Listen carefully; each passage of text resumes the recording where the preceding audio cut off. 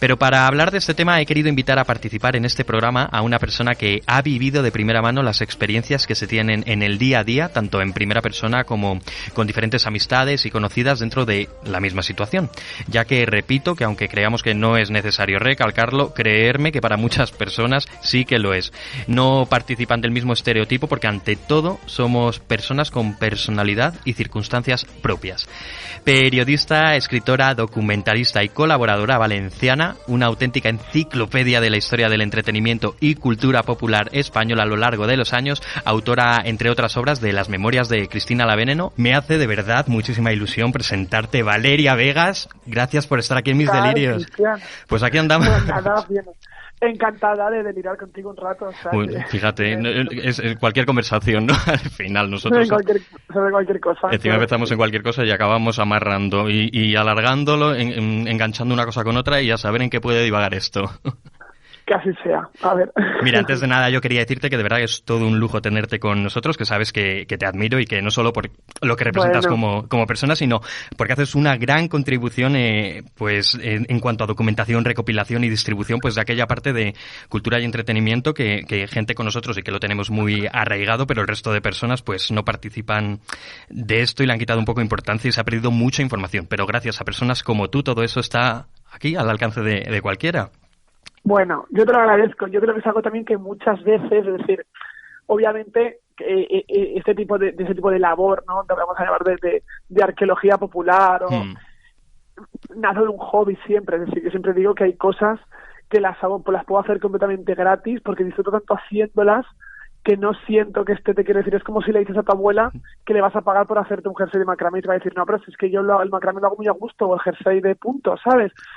Porque para ella es como que es su hobby, ¿no? Imagínate. Pues conmigo pasa igual, o a ti te ocurre con el burlesque, el cabaret, que son cosas, obviamente tienen que siempre estar remuneradas bien, porque al final pues vivimos en un mundo en el que al final de mes llega el casero, la luz, el agua y el teléfono, y los trabajos y el tiempo de la gente tiene que estar remunerado. Pero que detrás de todo esto, yo es que le he hecho siempre unas ganas de hobby y afición, que todo parte de ahí. Claro, entonces, al final fíjate, participamos todo esto porque lo que tú dices es un hobby, pero no todo el mundo se dedica, y más en este mundillo, que recopilar toda esta información que quizás no es tan accesible ni tan fácil, es muy costoso. No saben el trabajo realmente que hay detrás de todo esto, que no es como, por ejemplo, tirar de Wikipedia o de verte un programa que sí que está colgado, sino que es todo lo contrario, es muy, muy difícil.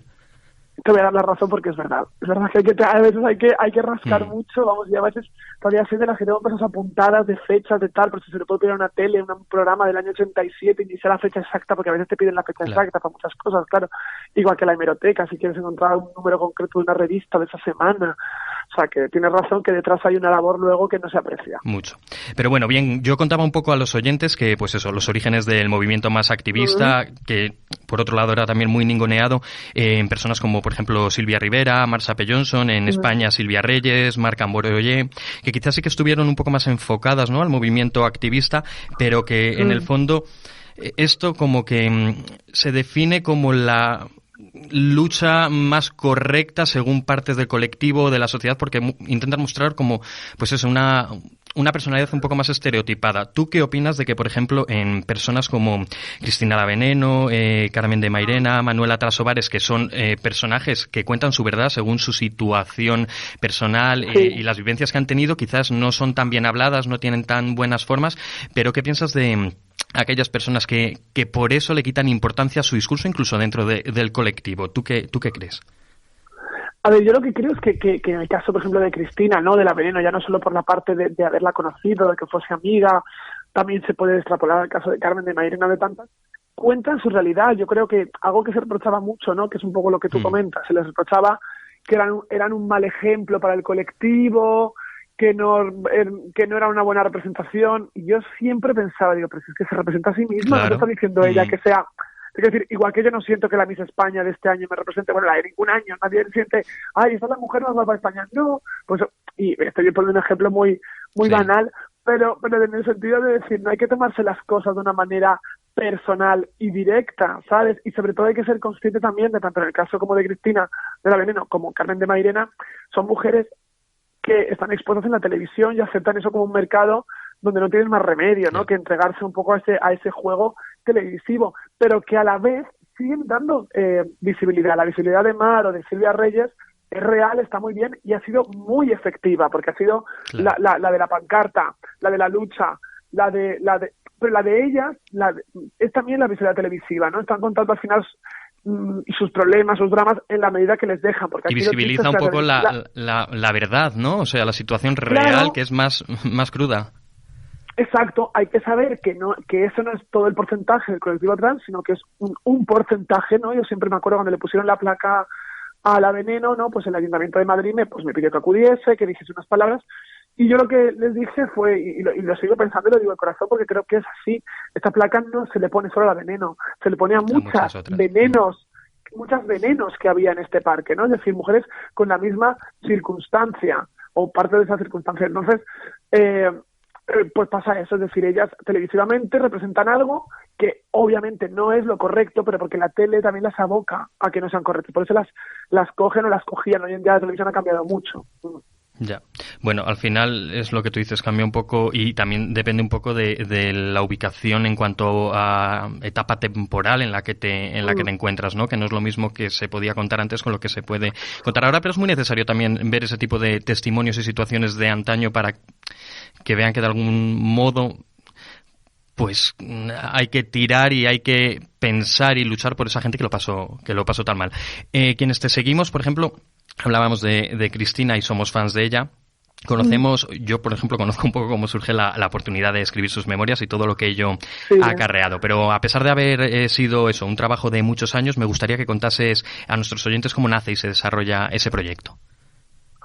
Pues ese proyecto se desarrolla de una manera muy casual, te quiero decir que yo pienso que hoy en día no sé si se llevaría a cabo del mismo modo, porque yo me acerqué a ella pues como fan, te quiero decir, como muchas veces nos acercamos, ¿no? Quienes tenemos esta enfermedad de la mitomanía, con todo el cariño, y te acercas para que alguien te firme ese disco de vinilo, que era mi caso, por ejemplo, pero eso desemboca en más visitas. Ay, pues nos vamos a ver una vez más. Ah, pues sí, pues nos vemos, pues sí, pues sí.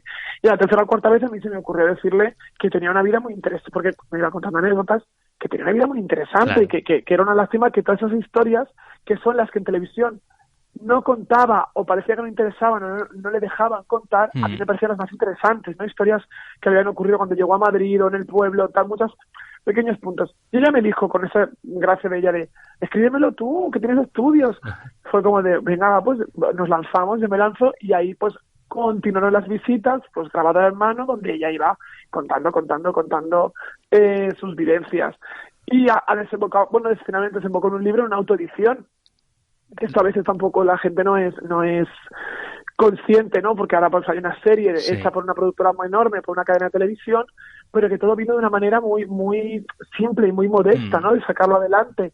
Y de hecho, hace poco en otra entrevista me preguntaban, ¿alguna vez te imaginaste, si te pasó mínimamente por la cabeza que eso podía ser una serie? Y digo, ¿cómo se me va a pasar por la cabeza si tuve medio que pedir un préstamo? O sea, préstamo en el sentido de que a la gente le pedías dinero para poder sacar eso adelante. Digo, no, ya me parecía un sueño que pudiera salir el libro, que fuera bonito, que tal, ¿sabes? No podía imaginar que iba a ser una serie. Y 4 ediciones, o sea, que no, o sea, que no es una cosa que fuese una tirada muy limitada. Y la sorpresa, tanto como para ti como para la gente que también estuvo ahí apoyándote y ayudándote, y para la propia Cristina, que si luego encima viese eso, que llega de repente la llamada de los Javis y este maravilloso proyecto que aún se está grabando. Yo te he de decir una cosa. Sé que en un principio la serie se iba a centrar en Cristina, pero déjame decirte que no puedo estar más de acuerdo en la elección de contar tu historia junto a la suya, ya que, a mi modo de ver, yo creo que muestra cómo, a fin de cuentas, el sentirse así no se corresponde con tu género, pues, otorgado por nacimiento, que no es, que es similar, que el sentimiento es similar, sea en personas que son de diferente ámbito, de diferente generación, pero que aún así es algo tan puro, ¿no? Que se vive igual en la época. ¿Tú qué opinas de este enfoque que le dieron los Javis? Tal cual, pues mira, cuando empiezan las primeras reuniones, hace cosa de un poco más de un año, yo me acuerdo que pues la idea inicial, como tú bien has dicho, iba a ser la vida de la Veneno, un biopic puro y duro, tal y como entendemos, ¿no? La vida de una persona llevada. Pero ellos me preguntaban mucho, ¿no? Pues lo mismo, de cómo la conociste y cómo surgió esto y cuántos bicis, y yo contaba anécdotas, historias. Y al final, en una de las reuniones posteriores, me dicen, mira, hemos pensado que va a haber, si a ti no te importa un personaje basado en tu vivencia, que nos sirva de hilo conductor, ¿no? Porque mientras ella escribe el libro, es una forma muy aguda de ir contando la historia, ¿no? Pues verla transcribir, verla con la grabadora, acudir, venir. Y yo dije, pero es que, digo, eso es un poco... No lo dije no lo dije desde la modestia ni nada, una falsa modestia, sino que yo considero, digo, pero a la gente un poco eso le va a dar, no le va a resultar. Y me dijeron, no te equivocas. Claro, tú no estás Dice, en la cabeza de ellos tampoco igual, la visión justo claro, lo tiene muy claro. claro.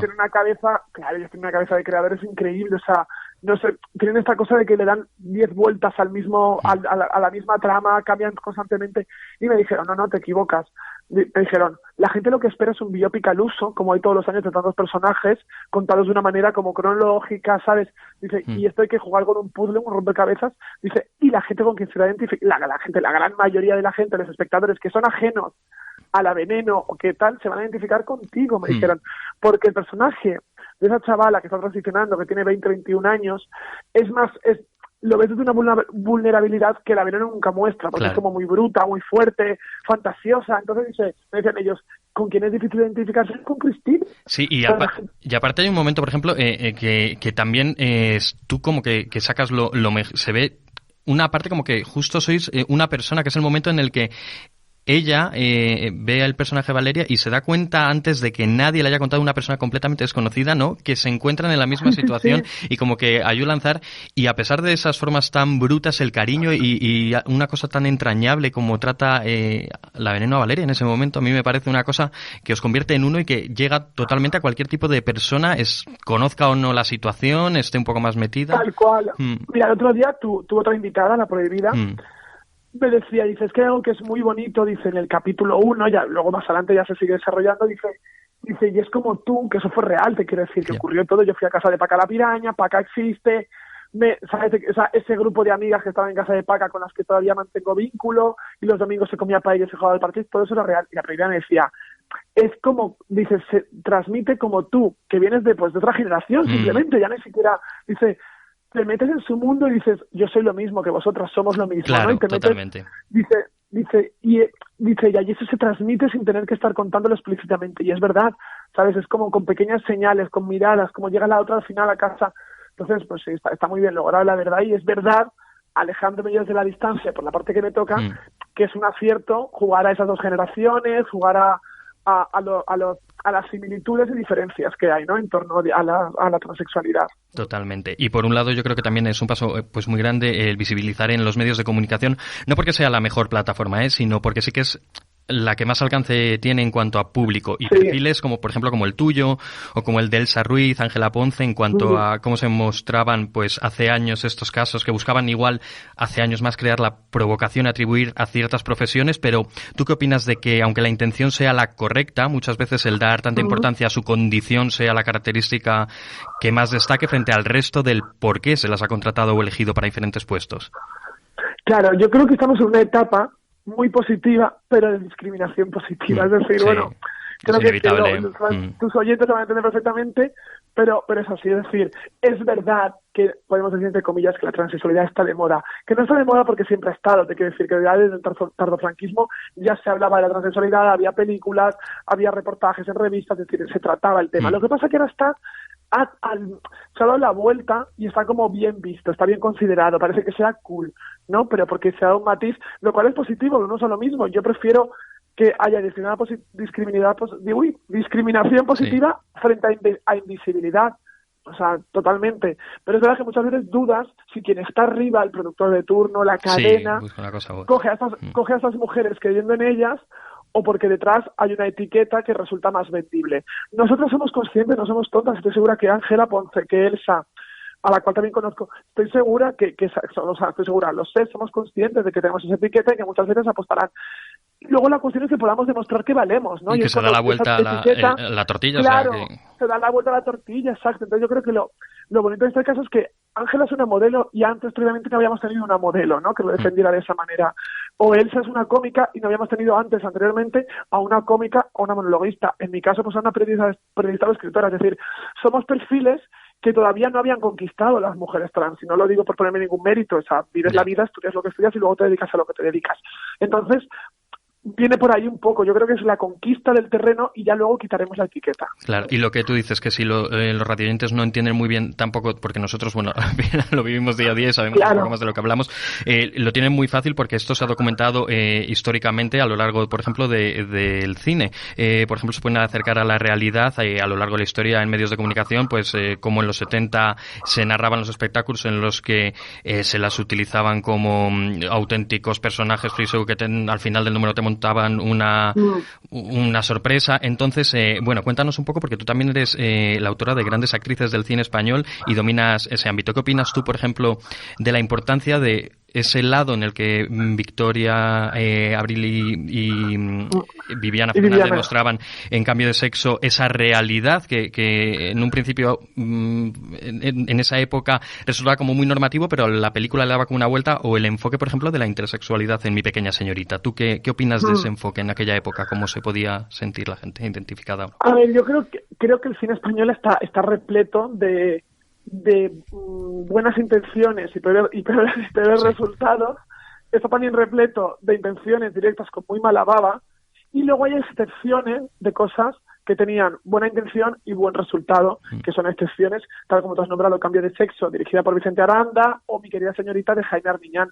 ¿Por qué? Porque son películas que se han hechas que quien quiera ver sensacionalismo es porque lo ve, porque su mirada tiene sensacionalismo, pero no están hechas con esa intención. Claro. Habría mil formas de hacerlo y estaba muy... Que era lo que llamaba la época y no nos deja sorprender, o sea, la llamaba la atención incluso en esta época, a día de hoy, que en aquella época, cuando se trataba habitualmente ese tema como algo pues un poco más de entretenimiento, y estaba aceptado, pero bajo ese marco, que de repente se dé algo, un enfoque mucho más sentimental y mucho más realista de cómo se puede sentir el protagonista y no la gente que lo ve. Era un avance en aquella... Exacto, claro, y son casos donde el personaje, donde la película está alejada de la burla, no pretende burlarse. Otra cosa es que dentro haya personajes que se burlan de la protagonista o del protagonista, pero porque ocurría realmente, es decir, se está reflejando lo que ocurría, es decir, que las maltrataban, demás, pero la película tiene una buena intención, que es que el público empatice con una película que al final es muy de subgénero. Y lo consiguió ya, día de realidad. Y lo conseguían, exacto, sí, tal cual. Además, porque, como bien has dicho, Victoria Abril es una actriz excelente, Viviana le aporta una credibilidad y un encanto, una ternura también al personaje, un poco como de hada madrina frente a la historia, y López Vázquez, en Mi querida señorita, pues también está sublime para un tema que, como bien has dicho, realmente aborda la intersexualidad y muchas veces se confunde con la transexualidad. Claro, esto, para la gente que no conozca estas películas, bueno, totalmente recomendables, tiradas de Filmoteca, las tenéis en plataforma, en Filmin. Yo no sé si había alguna... Pues a lo mejor está, yo creo que en Cambio de Sexo, alguien hace poco me decía, no la encuentro, pero en DVD está editada. Es el problema de esto, que además es que fíjate que son cosas que revolucionaron la época y aún así eran muy alternativas antes, pero también ahora, que cuando está todo mucho más aceptado, y es súper complicado encontrarlo.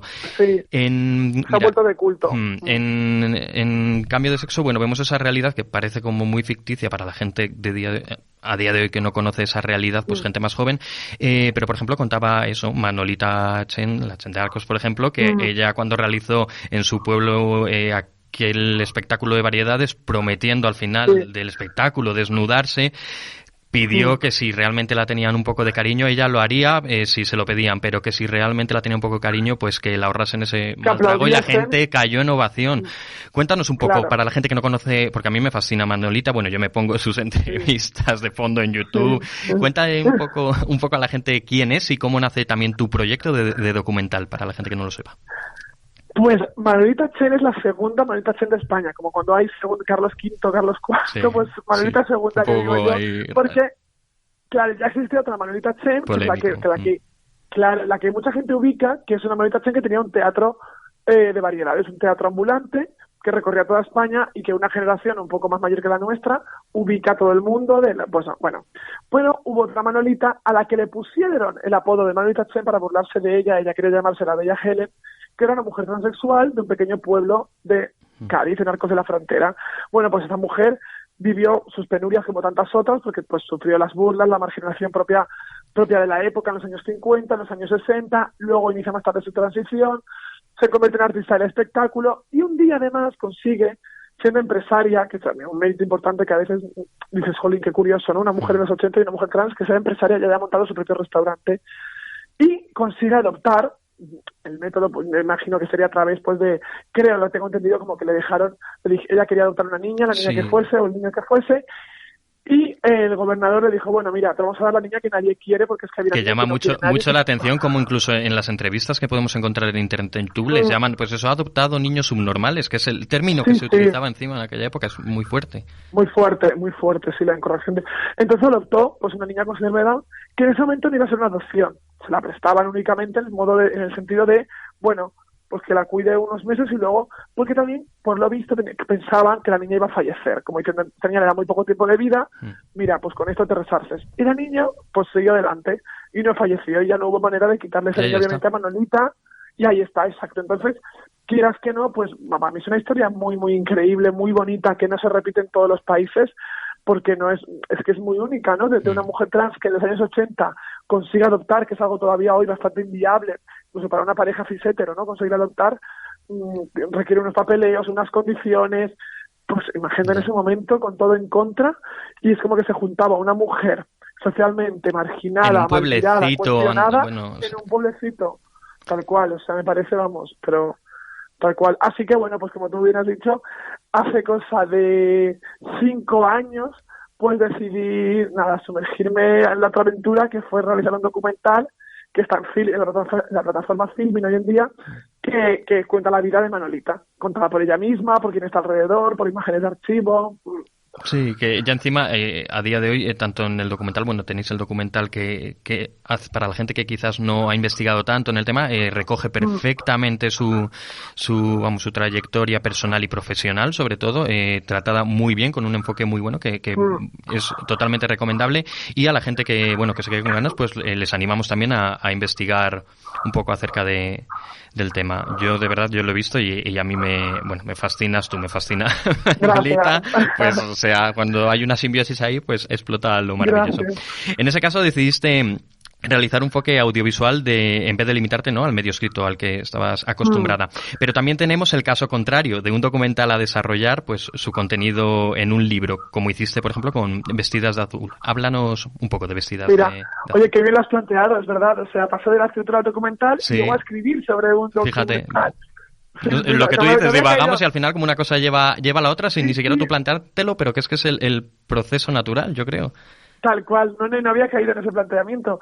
Pues yo llevaba tiempo, después del libro de Las Memorias de la Veneno, llevaba tiempo como con ganas de hacer algo, porque yo no soy tonta, yo percibo que tú, yo, mucha gente le da valor al libro de la Veneno porque ve más allá, ¿no?, del personaje televisivo, y sabes que detrás hay una historia que habla de maltrato, que habla de cómo alguien llega a Madrid y se le pone todo en contra y cómo intenta resolverse, pues de la prostitución, de una época en la que estaba mal visto hablar de sexo, la gente miraba para otro lado, pero hay gente que lo puede ver como una frivolidad, la Veneno, porque la Veneno es un personaje deliciosamente frívolo, porque ella misma se lo trabajaba bastante, pero yo quería como poner un puntito sobre la I, entonces me daba vueltas y digo, quiero hacer un ensayo que hable ya entonces, sumergirme por completo en la transexualidad, y le daba vueltas, claro, muchas veces para hacer un ensayo y poder indagar, ponerte en contra del tema, a favor y argumentarlo, te hace falta un punto de referencia.